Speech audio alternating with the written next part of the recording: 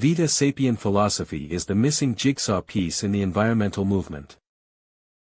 It is a complete philosophical system that combines environmental science and ecosystem spirituality with ancient wisdom that has stood the test of time. The philosophy creates a sustainable worldview that gives humanity the best chance of surviving the 21st century and thriving beyond.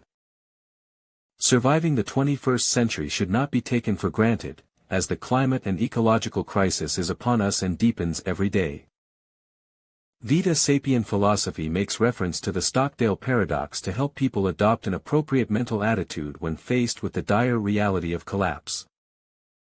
The Stockdale paradox calls upon us to retain faith that we will prevail in the end, regardless of the difficulties, and at the same time to confront the most brutal facts of the current reality, whatever they might be.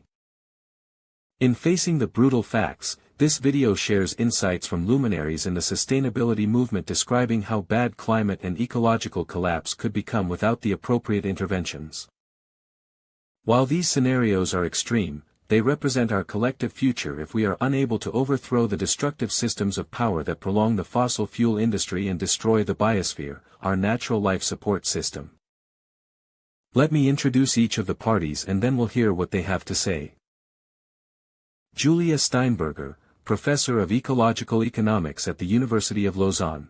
We are, without exaggeration, facing a trajectory and impacts that will obliterate the possibility of human civilization within, by the year 2100. Tim Lenton, Director, Global Systems Institute. If we carry on the way we're going, I can't see this civilization lasting the end of this century. No chance, in my view, on the current trajectory. Hans-Joachim Schellnhuber, Director of the Potsdam Institute for Climate Impact Research. If we get it wrong, so if we do the wrong things, then I think there's a very, very big risk that we will just end our civilization. The human species will survive somehow, but we will destroy almost everything we built up over the last 2,000 years. I'm pretty sure. Professor David King, head of the Climate Crisis Advisory Group. We're going to see sea levels rise such that countries like Vietnam will be 95% under seawater in just 30 years. James Lovelock, independent scientist and co-author of the Gaia Hypothesis. By something like 2040 to 2050, the probability is that European agriculture will cease to produce food by then. It'll become a desert and scrub region. So where do the European people get their food? Because the rest of the world will not be exempt.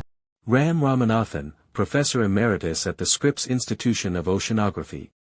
If we continue merrily as we are with unchecked emissions, this is what they showed. Over a third of the planet, half the planet, would be subject to severe drought. Look at the Amazon, the whole Southwest, the entire Mediterranean region, India, China, everywhere. Dr. Peter Kalmus, climate scientist at the NASA Jet Propulsion Laboratory. The path we're on is just so dark. It's so bleak. I see tropics that's uninhabitable by humans because it's too hot. It's too humid and hot that our bodies couldn't even survive there. And I see, potentially hundreds of millions of people needing to leave that region and go to cooler areas. And that's just the beginning. And finally, Roger Hallam, co-founder of the Extinction Rebellion movement, referring to the 2025 Planetary Solvency Report from the Institute and Faculty of Actuaries. The insurance industry did a very professional, conservative, realist analysis of what's going to happen. And in true English repressive fashion, they put the numbers in Appendix A as opposed to on the front page, because obviously that would upset people too much. So according to their realist, materialist, modernist analysis, there'll be 4 billion deaths at 3 degrees centigrade and 2 billion deaths at 2 degrees centigrade, which, to remind ourselves, is coming in 10 to 15 years. And that's not actually entirely true. It's at least. Facing harsh truths is one part of the Stockdale paradox, and we have just heard the prognosis of world-leading scientists, assuming a business-as-usual pathway. The other part of the paradox is to maintain the conviction that we will prevail, no matter the odds. For Vita Sapien philosophy, prevailing means entering the verdant age, the future time when humanity and the living planet thrive in synergy, deep into the long future. But the verdant age won't create itself, it needs a mass movement of people taking expedient action to make things better. These actions are outlined in Vita Sapien philosophy, particularly in the chapters describing the Vita Transition Plan and the 12 planetary quests. The verdant age is not a dream, it is the birthright of the human race, and it is within our grasp despite the difficulties that lie ahead.